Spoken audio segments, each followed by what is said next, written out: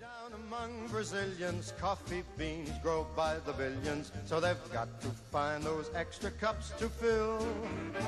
They've got an awful lot of coffee in Brazil. You can't get cherry soda, 'cause they've got to fill that quota. And the way things are, I'll bet they never will. They've got a... Skalk, hoe was daai game van laasweek gewees? Ja, Pieter. Ek was nou nie in Bloemfontein nie. Ek het nou daar by Lansdam bietjie ontspan en ek het daar op die TV gekyk. Jong, ja, dit was nie 'n slegte game vir die All Blacks se kant nie. Hulle het vir my, die Springbok het my baie laat worry. Maar as jy die durf het om deur te gaan, dan doen jy dit. Hoewel ons hulle met 4 punte geklop het, ons lag lekker, ja. En ek dink daar is 'n paar eye-openers vir ons, maar ek dink oor die algemeen baie goeie wedstryd van die Springbokke se kant af, maar ons moet ook dan die All Blacks die krediet gee. Hulle het ook baie goed gespeel. Ek sien die span het so 'n bietjie 'n paar veranderings aangebring, so 'n paar van die ou manne weer teruggebring. So ek dink ons gaan 'n bietjie 'n ander wedstryd weer sien hierdie naweek. Maar nou ja, kom ons kyk vandag wat gaan hier aan by ons koffie en kontrakte. Eerstens welkom almal, welkom terug hierso by Koffie en Kontrakte. Weer eens, ek is Pieter, saam met my is Skalk. Ja, baie dankie Pieter, en hallo ook al die luisteraars op hierdie program van ons. Vandag se episode gaan nou juis oor die aanbod wat nou reeds aanvaar is om te in die albei partye het geteken. So nou die droomhuis is gevind vir jou as koper en die verkoper is nou tevrede. Hy gaan nou die plek verkoop. Die verkoop gaan nou met ander woorde aan. Maar die begin die ander goed nou, wat gebeur volgende? En dit gaan ons nou stap vir stap deur die hele proses neem. Ja nee, kom ons begin by die begin. Die eerste ding wat ons gewoonlik doen is, nadat 'n aanbod aanvaar is, soos wat ons laasweek oor gepraat het, is die koopkontrak of die wat noem mense, die offer to purchase, die OTP, moet geteken word. Hier is die belangrikste dokument natuurlik, en hy is nie wetlik bindend as hy nie onderteken is deur beide die koper en die verkoper nie. Dis heeltemal so, en jy weet, hierdie kontrak gaan nie net oor die prys nie, dit sluit ook in die voorwaardes en die besettingsdatum. Wanneer kan die nuwe koper intrek in sy nuwe plek, of in die huis wat hy gekoop het, sê nou 'n nuwe plek, vir hom is dit 'n nuwe plek. Enige opskortende voorwaardes, wat is presies by die verkoop ingesluit, en dit is dinge soos toestelle, toebehore. Ons het verlede week ook daaroor gepraat, oor die boorgat en die pomp is ingesluit, of hy's nie ingesluit nie. Daar's 'n groot spieël wat in die huis hang. Meneer, hy's ingesluit. Dit het nou gekom by die onderhandeling tussen koper en verkoper, waar ons nou as verkoopskonsultante nou help. Hoor die ou wil die plek koop, maar hy wil daai spieël hê, en hy wil dit hê, en hy wil dit hê, en dit is waar die ooreenkoms nou na gesluit is. Ja, en onthou, is daar enigiets in daardie kontrak is wat jy natuurlik nie verstaan nie, moet jy nie huiwer om jou agent of die aktebesorger self iets te vra nie. Dit is altyd beter om vooraf verduidelik en duidelikheid te hê, as om later enige verrassings te hê, soos wat Skalk sê oor byvoorbeeld die pompe en die spieëls en die waaiers, die dakwaaiers en al sulke goeders. Creepy crawly van die swembad en al daai goeders, ja. So ja. Nou ja, sodra die kontrak dan geteken is, is die volgende stap, dis die betaling van die deposito wat vereis word. En hoe werk dit gewoonlik? Ja, die deposito word gewoonlik in die trustrekening van die aktebesorger inbetaal. Ons as agente hanteer glad nie enigstens kontant nie, want dit is net veiliger vir ons, maar dit is ook belangrik om te onthou dat hierdie geld nie direk aan die verkoper oorbetaal word nie. Dit word eerder in die trust gehou totdat die oordrag voltooi is. Dis heeltemal reg. En die deposito wat betaal word, is 'n toewyding van die koper dat hy wel die plek nou wil hê in die besit wil neem. Dis die moeite werd om te noem dat fondse gewoonlik belê word. Enige rente op hierdie tydperk wat verdien word, kan na die koper of na die verkoper toe gaan, afhangende wat die kontrak ooreengekom het.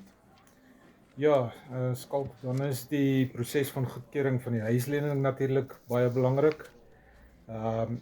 Dit is nou as die koper 'n eiendom deur 'n banklening finansier, sodra daai aanbod aanvaar is, moet die koper natuurlik daai finansiering verseker. Want dit is gewoonlik een van die voorwaardes wat dan nou aan voldoen moet word. Tensy, soos wat ons noem, jy weet, as hy 'n kontantkoper is, maar dan is dit gewoonlik daai gelde wat in die trustfonds van die aktebesorger alreeds lê. So dit is wat ons van praat as 'n kontantkoper. Ons werk baie min met fisiese kontant. Dis 100% Pieter, en mense moet dit onthou, om 'n lening te kry vat jou so 14 dae, dit hang af van hoe vinnig jy die lening by 'n bank kan kry, maar ons gee gewoonlik 30 dae vir so iets om goedkeuring te kry, en die bank sal dan hulle eiendomswaardeur uitstuur om te kyk of hulle tevrede is met die verband wat uitgereik word, en sou hulle die huis op 'n veiling sit, dat hulle geld gaan terugkry, want hulle wil weet, sal hulle die geld wat hulle belê, sal hulle dit kan terugkry op die plek. En dit is waar ons ook die vorige keer gesê het, dat baie keer dan moet die koper nog 'n deposito of 'n ekstra paar rand bysit, omdat die bank dan besluit, hulle kan nie die huis vir X bedrag insit nie, hy moet vir Y bedrag ingaan, en dan moet jy nou maar die verskil tussen X en Y moet jy nou maar bydra tot die deposito. Hoewel in hierdie geval dalk 'n deposito reeds betaal is, onthou, dit is nie altyd hy is 100% reg, ons doen nie ooreenkoms, en ons laat die kontrak teken, maar dit is nie te sê die bank gaan dit goedkeur nie, onthou, want die bank is die laaste ene wat die geld gee, hulle is die ouens met die beursie, nie ons nie die koper nie, die verkoper nie. Die koper kan sê, okay, hy het 'n deposito wat hy gee, maar dit is soos wat jy sê, dit word in 'n trustrekening inbetaal.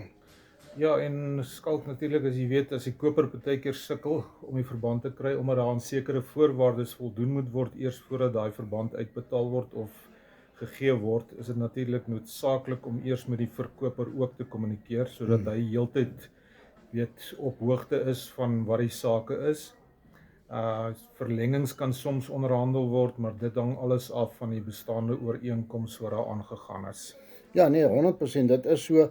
En kom ons gesels 'n bietjie oor die ongesiene helde in die eiendomstransaksie. Dis nou die aktebesorgers of die oordragprokureurs, soos ons dit baie noem, wat verantwoordelik is vir die oordrag van die eiendom van die verkoper se naam na die koper se naam. Ja, hulle speel natuurlik 'n kritiese rol. Nadat die aanbod aanvaar is, sal hierdie aktebesorger of die oordragprokureur dan begin om al die nodige dokumente voor te berei, en hulle sal ook seker maak dat al die voorwaardes van die verkooptransaksie nagekom word, voordat daar enige oordrag kan plaasvind. 100% so, Pieter, en die oordragprokureur, hy sal nou kyk ook na die koper se bank en maak seker dat die nodige sertifikate aan voldoen. En dit is soos die elektriese sertifikaat, loodgieter sertifikaat, gassertifikate. Dit is 'n ding wat deesdae baie in Bloemfontein, die mense sit baie gasstowe in, en sertifikaat moet uitgereik word. En baie keer het jy ook 'n huis wat elektriese omheining het. Hy moet ook 'n sertifikaat kry. So alles wat elektries is moet 'n sertifikaat hê. En dit maak dit dat jy al daai goed moet ook in plek kom voordat hy enigstens gaan iets doen van sy kant om in te dien by die aktekantoor, laat ek dit so stel. Ja, natuurlik, dit is 'n gedetailleerde proses waaraan hulle alles moet voldoen, hierdie aktebesorgers, en al die partye moet deurentyd op hoogte gehou word. Ons het nou onlangs 'n transaksie gehad wat die aktebesorger het weekliks vir ons op hoogte gehou, maar ook indien daar enigstens iets gedurende die week tussenin plaasgevind het hulle ook vir ons hoogte gehou van al daai presiese stappe wat gevolg het. Dis waar, want kommunikasie is baie belangrik in al die partye, tussen die oordragprokureur, tussen na ons toe en van ons af na die koper en verkoper toe, wat almal presies op dieselfde golflengte is en almal weet wat aangaan. Nou ja, so kom ons na die eindstreep toe, en sodra die akte besorg het, dan alles gereed het, sal hulle dan die koper en die verkoper die oordragsdokumente laat teken, dan sal hulle amper gereed vir indiening by die aktekantoor. Ja, en dit is ook wanneer die koper oordragkostes moet mos betaal. Ja. En daai sluit ook die oordragregte aan SARS in, sowel as die aktebesorger se fooie, en sodra dit gedoen is, dan word die dokumente gewoonlik by die aktekantoor ingedien. Ja, en dit is so dat dit is gewoonlik die oordrag om afgehandel te word sodra die dokumente ingedien word. En ek wil ook dan nou net dit by sê. Onthou dat dit is so, en ons het dit al gekry, dat kopers op nummer 99, hy's net voordat hy indien, dan onttrek en dan sê hy wil nie meer verder koop en dan is alles daarmee heen. Maar nou moet die koper net onthou, sy deposito gaan hy terugkry wat hy moontlik gaan kry, en dit gebeur ook baie. Die ouens doen aansoek vir 'n lening by die bank, vir verband, en dan koop hy 'n kar en dan kom die bank dit agter en dan is die hele transaksie daarmee heen. So wees versigtig om nie in daai slaggat te trap nie, en jy gaan jou kostes betaal vir die prokureur, want jy gaan dit nie kan terugkry nie. En ons as eiendoms makelaars wat al die werk gedoen het, is ook geregtig op ons fooi wat daar van toepassing is. Ja, natuurlik, hierdie oordrag tydperk, sodra hy ingedien is, kan wissel, maar dit neem gewoonlik van sodra hy ingedien is, van so 7 tot 10 dae. Dit hang nou af natuurlik hoe besig die aktekantoor is. Sodra die oordrag geregistreer is, verander die eiendom natuurlik amptelik van eienaar, en die koper word dan die nuwe eienaar, en die verkoper is dan weer reg om te kyk na 'n volgende eiendom as hy so wil doen. Presies, so het julle dit, mense, die reis van die aanvaarding van die aanbod en die oordrag van die eiendom kan 'n bietjie kompleks wees, maar die regte span professionele persone is dit vir hulle is dit 'n baie gladde proses. Ja, en Pieter, jy het nou gesê van 7 tot 10 dae in ander streke, ek dink nou nie in Bloemfontein nie, maar in streke bo in Gauteng vat dit langer op die aktes om oorgedra, want dis mos 'n groot area daar vat dit partykeer 3 weke om 'n plek oorgedra te kry. Dis so. Maar ons is geseënd hier in Bloemfontein om dan dit tussen 7 en 10 dae gedoen te kry.